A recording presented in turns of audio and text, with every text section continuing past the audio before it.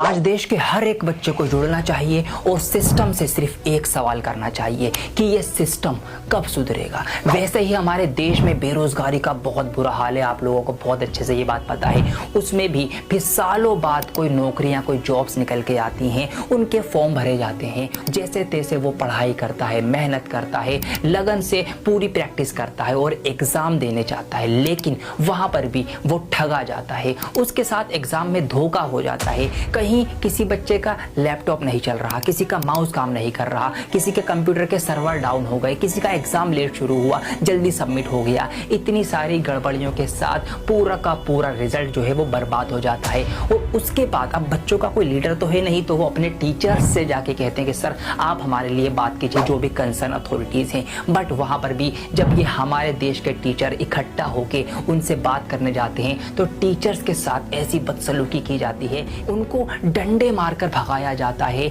उनको नामर्द बोला जाता है। जी हाँ, ये बात बहुत चुभने वाली बात है हर एक टीचर के लिए। उनको खदेड़ खदेड़ कर बस में भर के जेल में डाल दिया जाता है। क्या गुनाह किया था? सिर्फ बच्चों के बिहाफ पे कंसर्न अथॉरिटी से सवाल पूछने गए थे कि ये सिस्टम कब सुधरेगा। एक एक बच्चे से 100 रुपये फॉर्म भरने के लिए जाते हैं और लाखों बच्चे फॉर्म भरते हैं। इस हिसाब से करोड़ों रुपया आता है। उसमें से अगर कुछ परसेंट भी ढंग से एग्जाम के सेंटर्स में लग जाए ना, तो ये सारी गड़बड़ियां ना हो। लेकिन करोड़ों रुपए सिर्फ फॉर्म भरने से कमाने के बाद भी ये गड़बड़ियां, छोटी छोटी मिस्टेक जो कि बेसिक है, वो भी गड़बड़ हो जाते हैं। क्या अब हमें हमारा हक लेने के लिए भी हमें लड़ना पड़ेगा? क्या हमें छीनना पड़ेगा हक? ये तो ऐसी चीज है जो हमें मिलना ही चाहिए था, ये तो होना ही चाहिए था, लेकिन उसके लिए भी अब लड़ना पड़ रहा है, पिटना पड़ रहा है। तो आज सारे जो भी टीचर्स हैं वो सब जुड़ जाइए, इस एसएससी के खिलाफ आवाज उठाइए, क्योंकि ये जो बेइज्जती हुई है, ये जो जेल में डाला गया है, अभिनय शर्मा सर हो,